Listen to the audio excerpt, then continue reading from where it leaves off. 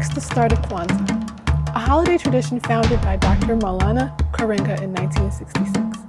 As an activist, theorist, and professor of Africana Studies, Dr. Karenga drew his inspiration through the lens of Pan-Africanism, gathering ideas from various harvest celebrations across the continent of Africa.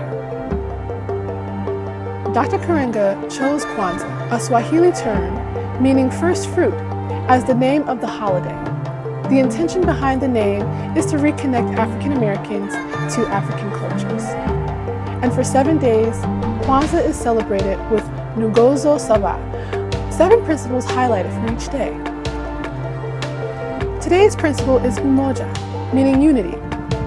Umoja is the foundation principle of Nguzo Saba that acts as both principle and practice of togetherness in all things good and mutual benefit.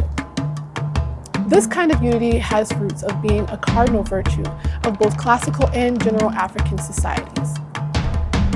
In Kemet, or ancient Egypt, harmony was a virtue of Ma'at. Similarly, Siang of the Dinka people means both morality and harmonious living.